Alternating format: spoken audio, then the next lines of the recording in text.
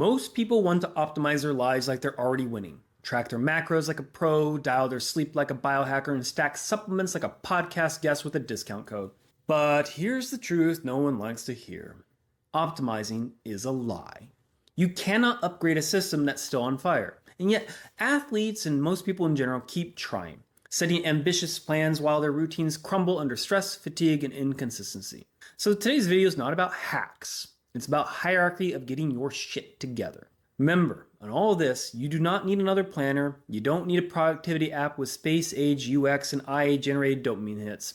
What you need is a mindset shift. You need to learn how to survive first, then optimize, not the other way around. There are 3 phases to long-term productivity, especially if you're an athlete pushing your limits, or even an entrepreneur building your own business. First phase, then stabilization, then optimization.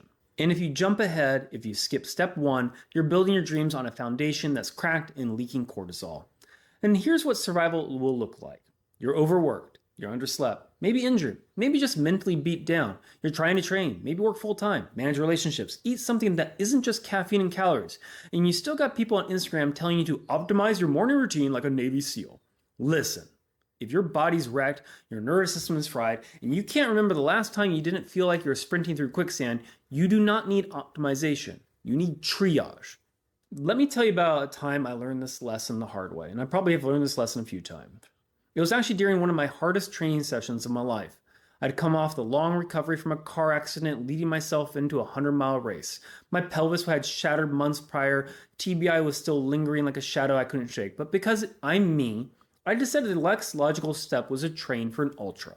And not just train, but crush it. I had spreadsheets, lactate thresholds mapped, HRV data tracked daily. My mind said go, but my body said please don't. And only like 2 months into it, I couldn't sleep. Resting HR was through the roof. I had the libido of a wet sock and the emotional stability of a caffeinated chihuahua. But I kept pushing because champions don't quit, right? Wrong. Champions adjust. Survivors know when to pull back. And the ones who make it, the ones who really get better year after year, they know when they're in survival mode and they stop pretending they're in optimization mode. So when you're in survival state, whether it's due to physical fatigue, emotional stress, overtraining, or life chaos, you need to simplify. Here's what that looks like in the real world. Strip your training back to essentials. Focus on consistency over intensity. If you're wrecked, your job isn't to PR, it's to just show up. 20 minutes of movement is still a win. Then sleep.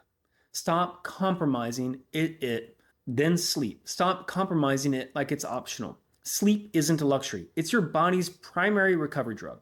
Research from Stanford and the University of Chicago has shown that even moderate sleep deprivation impairs glucose metabolism, reduces reaction time, and it increases cortisol. You want to perform? Earn it in bed. And yes, I know how that sounded. For your fuel. Stop trying to outsmart your biology with fasting windows and neuro hacks when you haven't eaten a vegetable in 3 days. Feed your system what it needs to rebuild. Protein, complex carbs, hydration, less crap.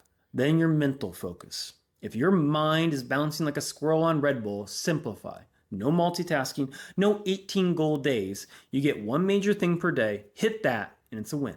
That is the survival phase. It's gritty, it's not sexy. You're not chasing marginal gains, you're building the base layer, like trauma patients in the ER.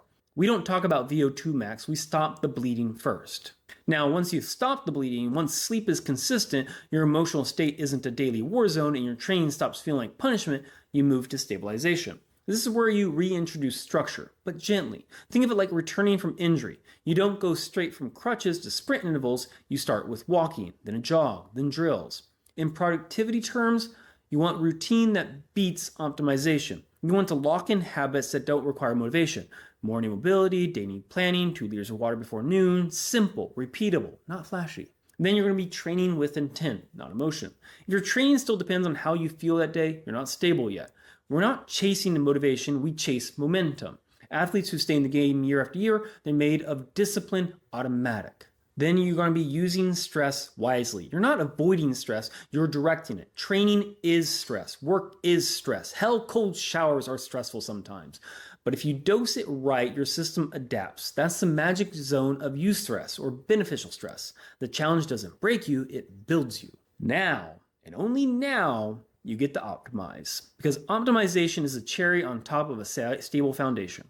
It's where you tweak macros, add contrast showers, dial in supplements, set micro goals, and start shaving off seconds or reps from your performance.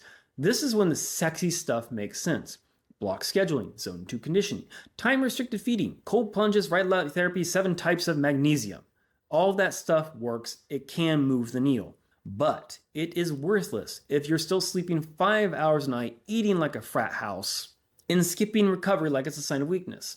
Optimization is for athletes who've built the base, nailed the consistency, understand the difference between suffering for suffering's sake and stress for growth's sake. If you are skipping steps to jump the hacks, you've just window dressed on a crumbling wall. You're polishing brass on the Titanic. And the biggest mistake I see, they treat productivity like a contest. Like if they're not perfect, they fail. Like every day has to be a masterpiece of optimization. Let me be real with you. Some days you're just going to get through it. And that counts. You survive the storm, you win. You show up even when you're tired, you win. You drag yourself in the garage into 20 minutes instead of 0, that's a deposit into the long-term bank of grit. Consistency isn't sexy. Neither is mental toughness.